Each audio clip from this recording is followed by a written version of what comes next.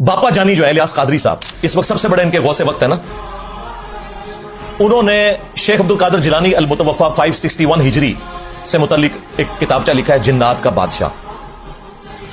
वो चीनी जिन वाला, वो चीनी जिन जिसमें वो वाकया भी है।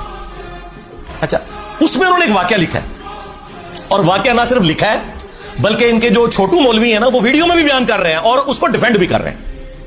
शेख अब्दुल कादिर जिलानी को कुछ लोग मिलने के लिए आए, तो जब उनके पास पहुंचे तो उनका एक जो गुलाम था उसने लोटा जो रखा तो लोटे की टूटी किबला की तरफ नहीं की। तो शेख अब्दुल कादिर जिलानी गौसे पाक सरकार रज़ियल्लाहु ताला अन्हु को इस पर मलाल हुआ, तो आपने जलाल से उसकी तरफ देखा तो वो आपकी निगाह की ताब ना लाते हुए जाँ बहक हो गया। और इन तालीमात को ये कुरान और सुन्नत के मुताबिक समझते हैं, हम कहते हैं ये भी फ्रॉड है। उसमें पता क्या लिखा हुआ वाकया कि शेख अब्दुल कादिर जिलानी रहमतुल्लाह अलैह का एक मुरीद था, वो उन्हें वुजू करवाया करता था। एक दिन उसने वुजू करवाने के बाद जो लोटा है ना, उसकी टूटी किबला रुख रखने की बजाय थोड़ी हटा के रख दी, जानबूझ के नहीं, बेध्यानी की वजह से। तो कहते हैं जी शेख अब्दुल कादिर जिलानी को इतना गुस्सा आया कि उन्होंने निगाह मार के ना मुरीद को जला के राख कर दिया, उसकी रूह परवाज कर गई।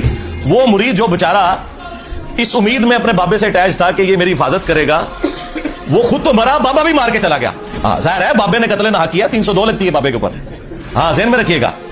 तो इनके बाबों ने इनकी आखिरत क्या बचानी है, इनके मुरीद अपनी आखिरत भी ले डूबे, बाबा भी नाल ही लाए गए। तो कहते हैं उसके बाद फिर उन्होंने निगाह मारी लोटे की तरफ, तो टूटी सीधी हो गई। ये इन लोगों का, इनके बुजुर्गों का, अब तो मैं कह सकता हूं ना इनके बुजुर्गों का, क्योंकि ये तो मानते हैं ना, इनके बुजुर्गों का ये लेवल है कि वो बजाय लोटे की टूटी को सीधा करने के बंदे मार देते हैं, और फिर हमें ये बताते हैं कि आपने रसूलुल्लाह तक पहुंचना है ना सल्लल्लाहु अलैहि वसल्लम, इन बुजुर्गों का दामने करम थाम ले। तौबा तौबा तौबा, दिमाग खराब है साडा, जो अपने मुरीदों को जला के राख कर दें, यूट्यूब से गुस्ताखाना वीडियोस ना डिलीट करवा सके, उनके साथ हमने अटैच होना, हमारा दिमाग खराब हुआ है। अब देखें इससे कितने मदनी फूल निकलते हैं। हाँ, मेरा दिमाग किधर जाता है। सबसे पहला मदनी फूल तो यह है कि इनके बाबे जो है ना कत्ले ना हक करते थे, 302 उन पे लगती थी, और कुरान में है जिसने किसी मुमिन को ना हक कत्ल कर दिया वो हमेशा की जहन्नम में।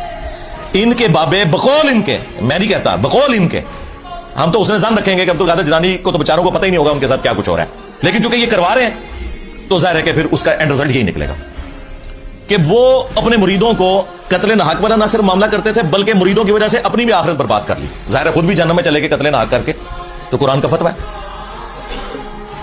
आज तो बाबे 302 कटावा होते हैं।